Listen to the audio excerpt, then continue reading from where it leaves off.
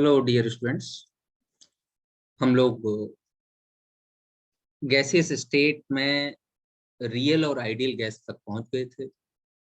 Real gas के क्या deviations हैं जो कि आइडियल गैस को फॉलो नहीं करते। वहां तक के लिए मैंने आपको निकालने के लिए कंप्रेसिबिलिटी फैक्टर के बारे में थोड़ा सा समझाया था और एक डायग्राम समझाया था, पीवी ग्राफ। तो चलिए वहीं से शुरू करते हैं हम लोग आगे। हम लोग पढ़ रहे थे कंप्रेसिबिलिटी फैक्टर।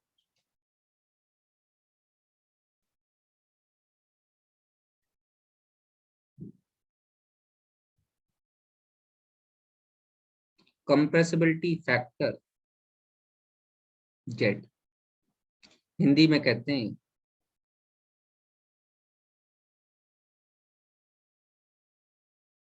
संपीड्यता गुणांक।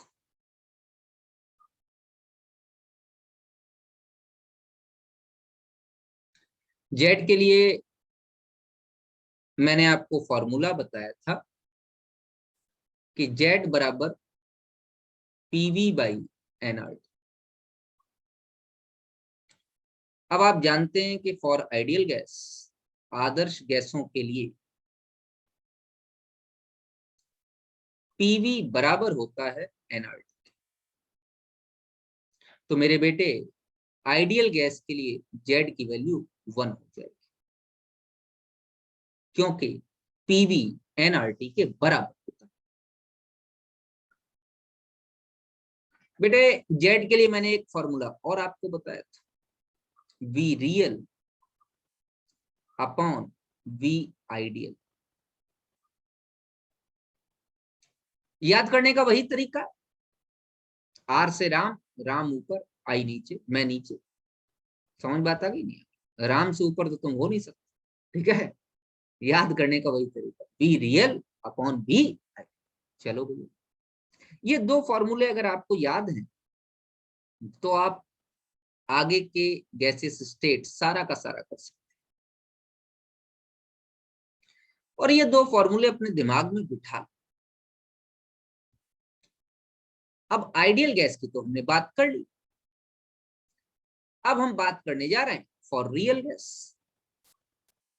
फॉर रियल गैस, तो रियल गैस के लिए पीवी और एनआरटी आपस में बराबर नहीं होते। या तो पीवी ज्यादा होता है, एनआरटी के वैल्यू ज्यादा होता है। तो सीधी सीधी बात कि वी रियल बराबर नहीं होते वी आइडियल के। मेरे हिसाब से ये बात भी समझ में आ रही। रियल गैस वास्तविक गैस, आइडियल गैस आदर्श गैस। वी मतलब वॉल्यूम। आदर्श गैस और वास्तविक गैसों का आयतन समान नहीं है। V real is not equal to V ideal. चलिए भैया, तो दो बातें हो सकती हैं।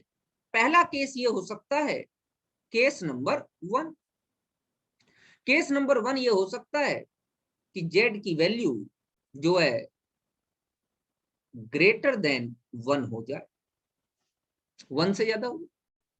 अगर जेड की वैल्यू ग्रेटर देन 1 हो गई तो पहली इक्वेशन देखिए, पीवी बाई एनआरटी।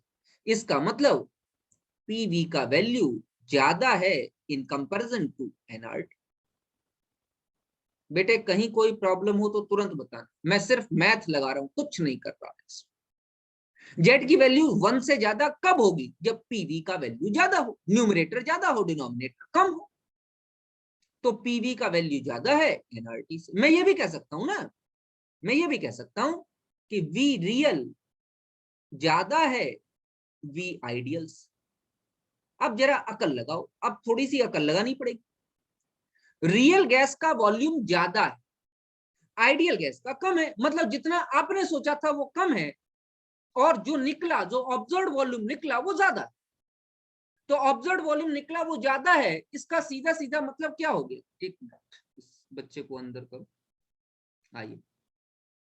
तो ऑब्जर्व वॉल्यूम ज्यादा है, रियल गैस का वॉल्यूम ज्यादा है, इसका मतलब कौन से फोर्सेस डोमिनेटिंग है? Repulsive forces. गैस के मॉलिक्यूल्स रिपल्सन कर।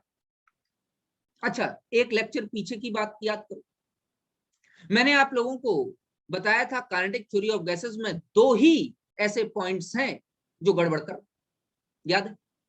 बोलिए कौन कौन से पॉइंट्स थे? पहला point, there is no force of attraction और repulsion in between the gas molecules. दूसरा point, volume of one molecule of gas is negligible as compare to the total volume of the gas.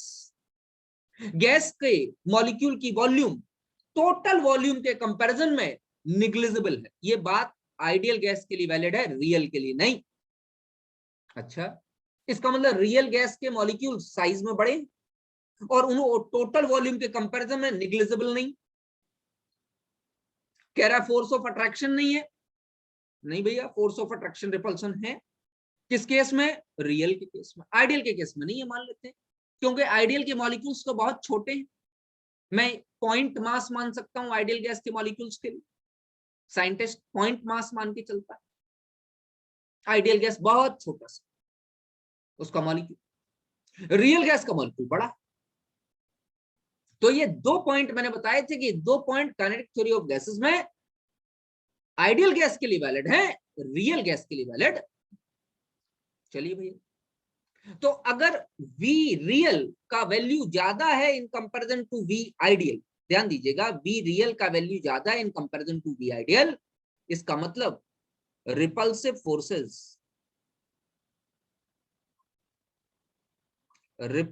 Forces are dominating.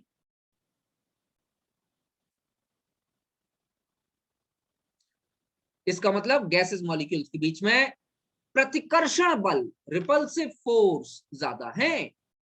अच्छा, ये case number 1, Z का value greater than 1, इसी को कहते हैं positive deviation. क्या कहते हैं बेटा? Positive deviation. आदर्श गैसों से धनात्मक विचलन, ठीक है। अच्छा, केस नंबर 2, चलो मैं एक पेन चेंज कर लेता हूं, केस नंबर 2 की बात करता हूं।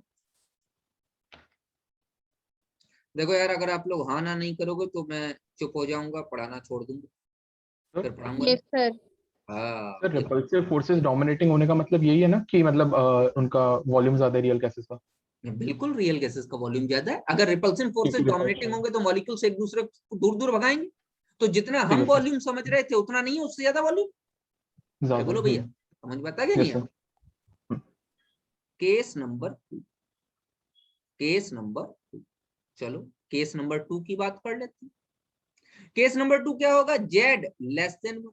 अरे यही तो केस हो सकता है, जेड अगर 1 के बराबर नहीं है तो जेड या तो 1 से ज्यादा है या 1 से कम है। तो यस जेड सर। अगर लेस देन 1 है तो इसको हम कहते हैं निगेटिव डेविएशन, निगेटिव डेविएशन। चलो भैया, निगेटिव डेविएशन जरा इक्वेशन नंबर 1 और इक्वेशन नंबर 2 को ध्यान से देखेंगे, यहीं से निकालना है। अगर निगेटिव डेविएशन है मतलब जेड लेस देन 1, इसका क्या मतलब बनता है? इसका पहला मतलब बनता है पीवी का वैल्यू कम है और एनआरटी का ज्यादा। बनता है या नहीं बनता? और दूसरा इसका मतलब बनता है वी रियल कम है और वी आइडियल ज्यादा है। बनता है या नहीं बनता? Yes sir. अगर निगेटिव डेविएशन है तो वी रियल कम है और वी आइडियल ज्यादा है। वी रियल कम है मतलब आइडियल गैस की जितनी वॉल्यूम थी उससे कम वॉल्यूम है रियल गैस की। कहने का मतलब यस सर। रियल गैस में अट्रैक्शन फोर्सेस डोमिनेटिंग हो गए। तो यहां पर क्या हो गया? Attraction forces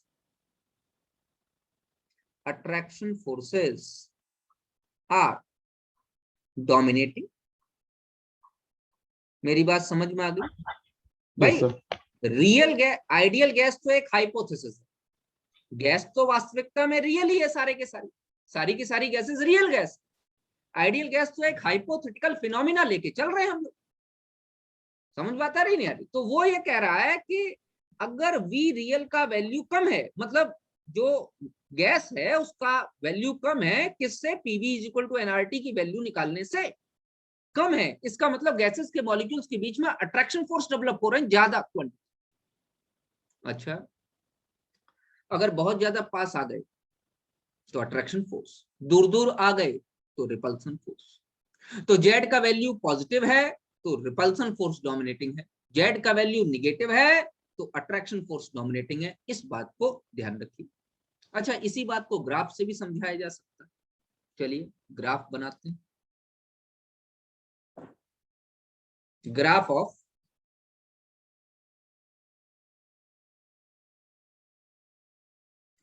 of Z versus P. ठीक है बच्चों, जेड वर्सेस पी का ग्राफ।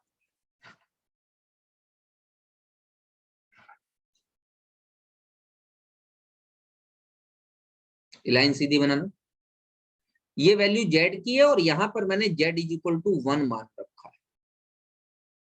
मतलब ये जो लाइन, ये लाइन किसकी है? आइडियल गैस,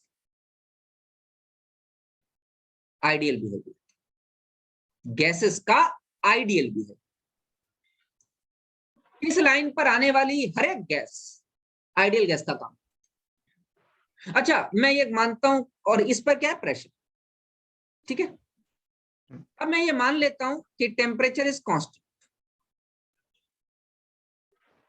ठीक है ना, और ग्राफ में प्लॉट कर रहा हूं, graph is plotted, graph is plotted for different gases. अलग अलग गैसों के लिए ग्राफ प्लॉट कर रहा हूं। हिंदी वाले बच्चे ध्यान देंगे, मैं ग्राफ प्लॉट कर रहा हूं अलग अलग गैसों, हाइड्रोजन के लिए, हीलियम के लिए, नाइट्रोजन के लिए, ऑक्सीजन के लिए, कार्बन डाइऑक्साइड के लिए। पहली बात तो ये एक्सपेरिमेंटल डाटा है तो आपको याद रखना पड़ेगा। आप मतलब इसमें कोई चेंज नहीं कर सकते, ये बात ध्यान रखिए। तो मैं तो ये कहूंगा कि ये वाला वैल्यू थ्योरेटिकल वैल्यूज हैं और आपको याद ही रखनी पड़ेगी। हाँ, मैं समझाऊंगा थोड़ा बहुत, एक्सप्लेन जितना साइंटिस्ट ने किया है हम भी एक्सप्लेन करेंगे वान डर वाल इक्वेशन के हिसाब से। लेकिन इस बात को ध्यान रखिए कि ये रटना है, याद करो बेटा। मैं थोड़ा सा एक पेन चेंज कर लेता हूं, आपको ज्यादा अच्छा लगेगा। पहली एक लाइन मैं थोड़ा आसान तरीके से समझाना चाहता हूं आपको। पहली ये लाइन, एक जेड ऑलवेज पॉजिटिव, भाई 1 के ऊपर और 1 के नीचे। 1 के ऊपर क्या है? पॉजिटिव। 1 के नीचे क्या है? Negative deviation. 1 के ऊपर क्या है? यहां लिख लो, पॉजिटिव डेविएशन। बोलो बेटा। Yes sir. और 1 के नीचे क्या है? Negative deviation. क्यों? क्योंकि अगर आइडियल गैस है तो इस वाली डॉटेड वाले, ब्लू डॉटेड वाली लाइन पर आनी चाहिए। ये वाली जो मैंने लाइन बनाई है, ये लाइन ऐसी लाइन आती है हाइड्रोजन और हीलियम जैसी गैसेस के लिए।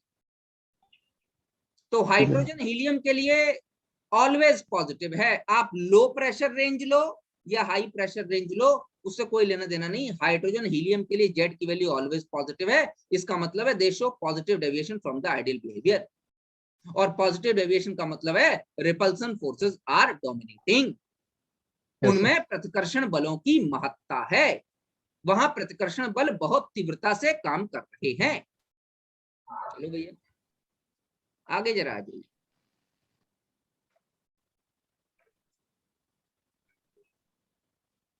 मैं मान लेता हूं ये वाला जो ग्राफ है, ये वाला ग्राफ आया हमारा नाइट्रोजन की, ये वाला ग्राफ आया हमारा ऑक्सीजन के लिए, और कुछ इस तरीके से ग्राफ आएगा हमारा कार्बन डाइऑक्साइड के लिए। SO2 के लिए लूं तो और नीचे जाना पड़ेगा मुझे। अच्छा ऐसा हो, ये इतना नीचे की तरफ हम क्यों जा रहे हैं? बहुत इंटरेस्टिंग बातें हैं।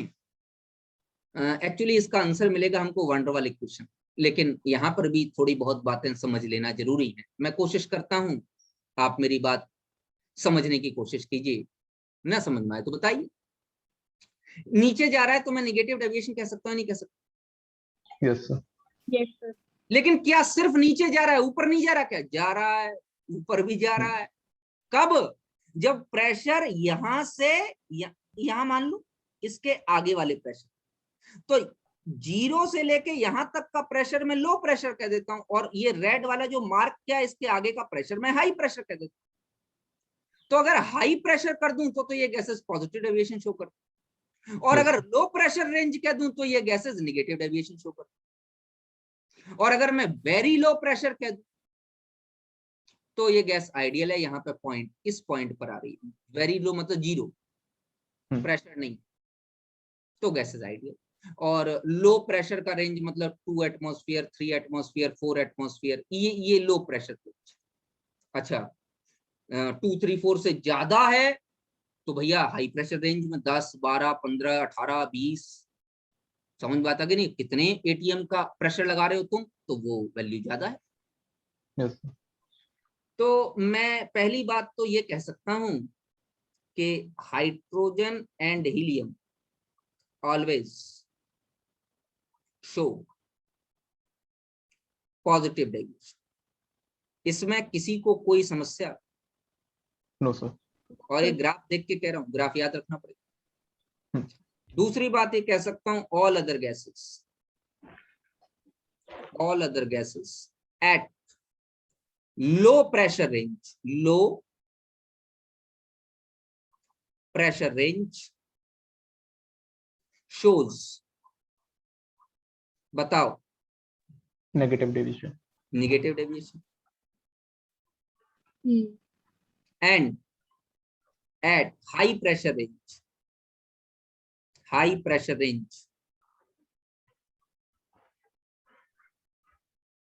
shows, बोलो मेरे बेटे, Positive deviation. Positive deviation. Positive. थोड़ी सी अकल लगाओ, थोड़ी अकल लगवा देता हूं। नाइट्रोजन वेट कितना है? नहीं मैं बोलूंगा नहीं जब तक तुम लोग नहीं बोलोगे। नाइट्रोजन का वेट कितना है? देखो नाइट्रोजन का 14, 28, 28 N2 है। 5 N2 होता है। सॉरी खोपड़ी तोड़ूंगा मैं तुम लोग। ऑक्सीजन का वेट अरे कितना? गलती से। ऑक्सीजन का 32. 16। अरे 32 मान जा, 32। तक में नहीं है दिमाग तो अब। जरा ध्यान दो, 28 से ज्यादा है ना 32, Yes, sir. Yes sir. Weight ज्यादा है तो वंडरबल फोर्स ऑफ अट्रैक्शन भी दोनों के बीच में ज्यादा लगेंगे, Yes, sir. तो वो ज्यादा निगेटिव डेविएशन शो कर। कार्बन डाइऑक्साइड वेट कितना है? इसका और ज्यादा है 44। देखो 44. कितना चालाक है ये, और ज्यादा है, बोल नहीं रहा कितना है। चालू आदमी 44, और वंडरबल फोर्स ऑफ अट्रैक्शन ज्यादा लगे। अच्छा मैंने अभी भी एक और एग्जांपल दिया था आपको, SO2। मैंने कहा था और नीचे लाइन लेके जानी पड़ेगी SO2 के लिए। क्यों? SO2 में दो बातें, एक तो वेट ज्यादा है और SO2 पोलर है। Carbon dioxide non polar, Yes, sir. Non polar में अट्रैक्शन फोर्स ऑब्वियस से कम लगेंगे और पोलर में अट्रैक्शन फोर्स ज्यादा लगेंगे। अच्छा चलो मैं यहाँ कार्बन डाइऑक्साइड से कम वेट वाला अमोनिया ले लूं तो क्या होगा बेटा? वो भी काफी ज्यादा नेगेटिव की तरफ भागेगा। क्यों? अमोनिया के बीच में स्ट्रॉन्ग हाइड्रोजन बॉन्डिंग लगती है, Yes, sir. तो इंटरमोलिकुलर फोर्सेस बढ़ रहे हैं। इस बात को गौर कीजिएगा। तो निगेटिव डेविएशन की तरफ जो नीचे जितना ज्यादा डीप कर्व होता चला जाएगा, आप समझिए कि अट्रैक्शन फोर्सेस की वैल्यू उतनी ताकतवर बढ़ती जा रही। चलो एक ग्राफ और बना के दिखाता हूं आपको इसी का।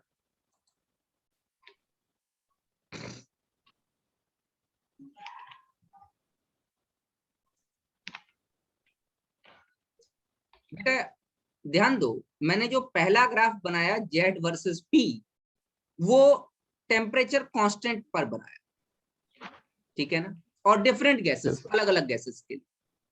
ये जो ग्राफ मैं बना रहा हूं, यहाँ Z की वैल्यू 1 ले लेता हूं, और ये लाइन है आइडियल बिहेवियर के लिए, ठीक है भैया। Yes, sir. और यहाँ मैं प्रेशर ले लेता हूं, ठीक है बेटा। और यहाँ मैं कह देता हूं टेम्परेचर वेरिएबल है, वेरिएबल मतलब अलग अलग टेम्परेचर पर बना रहा हूं, और graph is plotted, graph is plotted for same gas, एक ही गैस के लिए ग्राफ प्लॉट किया जाए। ठीक है भैया। अब जरा ये सारे ग्राफ आपकी किताबों में, बुक्स में सारे बने हुए हैं, ठीक है ना, तो इनको बस समझ लीजिए मुझसे। देखो कुछ ग्राफ इस तरीके से आता है, मैं दोबारा से एक रेड पेन ले लेता हूं, ग्राफ आपको समझ में आएगा। देखिए बच्चों, कुछ ग्राफ इस तरीके से आता है, ये T1,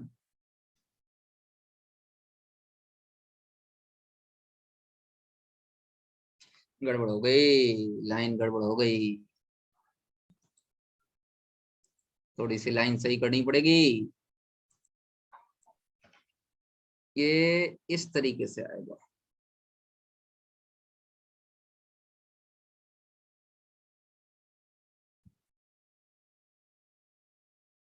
ये T2, और ये जो ग्राफ ऐसे आएगा, अरे भैया चलो मैं कुछ और, ये T3, ये ग्राफ यहाँ काटना चाहिए इसको।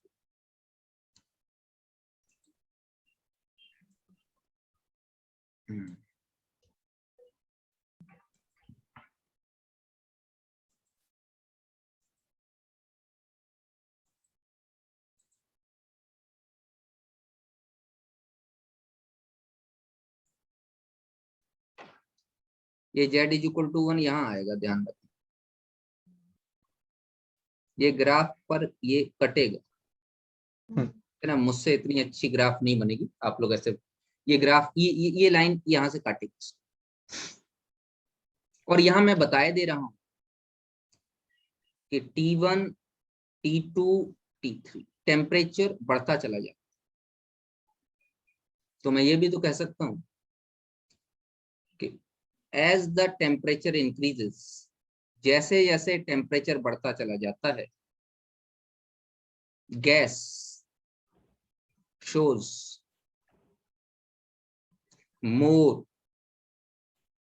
ideal behavior। Yes sir.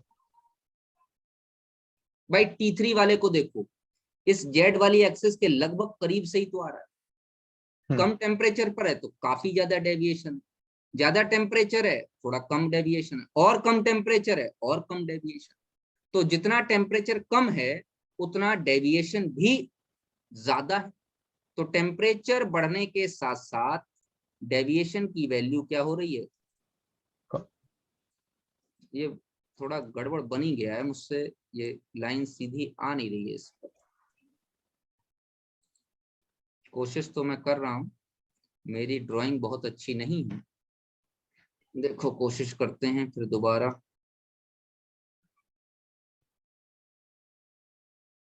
आ गया, ठीक है ना, यस सर। ये कटेगा यहाँ, तो जितना T3 हाईएस्ट, तो जितना टेम्परेचर ज्यादा है ये उतनी क्लोज आती जा रही है आइडियल बिहेवियर। ये बेटा कुछ आइडियल और रियल गैसेस के बारे में मैंने आपको चीजें समझाई।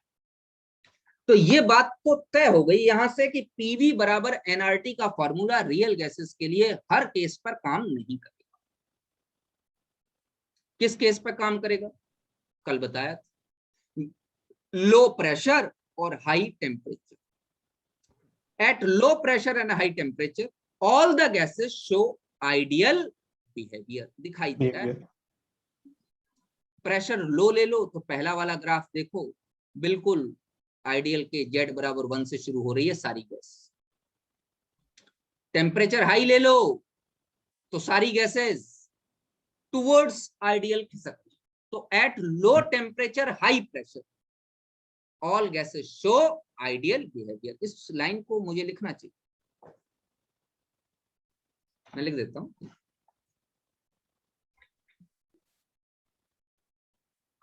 Eight low temperature, sorry, low pressure high temperature low pressure और हाई टेम्परेचर।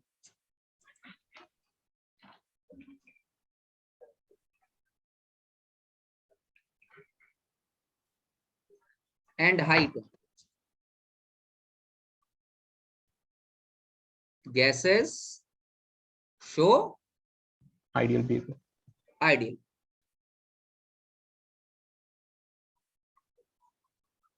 क्वेश्चन पूछा जाएगा, मैं पहले बता दे रहा हूं, जेड से बहुत सारे सवाल पूछे जाते। तो इसका मतलब पीवी बराबर NRT is not applicable for real gases। वास्तविक गैसों के लिए पीवी बराबर एनआरटी का फॉर्मूला काम नहीं करेगा। Scientist van der Waals gave equation for real gas या real gases known as, क्या कहते हैं उसे? Van der Waal gas equation. Van der Waals gas equation.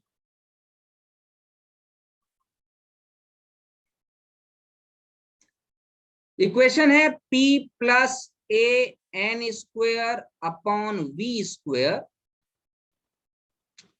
Into V minus N B is equal to N R. Yes, sir. ये इक्वेशन, ये साइंटिस्ट वंडरवाल हमको देते। P pressure है, N नंबर ऑफ मोल्स हैं, V वॉल्यूम है, R तो यूनिवर्सल गैस कांस्टेंट आप जानते हैं, T टेम्परेचर आप जानते हैं, और A and B are van der Waals constant. A और B वंडरवाल कांस्टेंट। चलो भैया, तो इसका एक वैल्यू और आ जाएगा कि फॉर, भैया मैं ये कहता हूं कि for 1 mole of gas P plus A upon V square, N खत्म हो जाएगा, बोलो भैया, into B minus B is equal to RT आ जाएगा, अगर N बराबर 1 मोल की बात करें। ठीक है, अब ध्यान से देखने की जरूरत है, इसको आइडियल गैस इक्वेशन के साथ कंपैरिजन करो।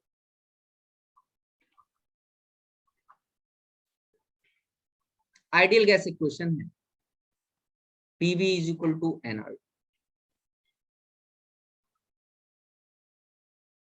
भैया RT RT तो दिखाई दे रहा है, N नंबर ऑफ मोल्स में 1 ले लो तो PV बराबर RT।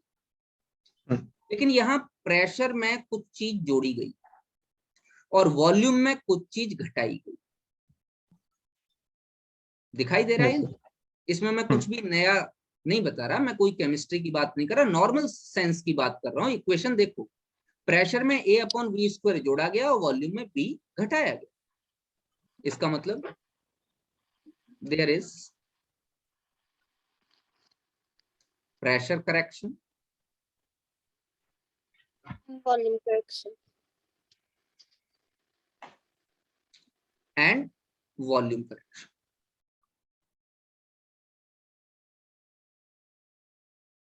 ये पहली बात समझ में आ गई।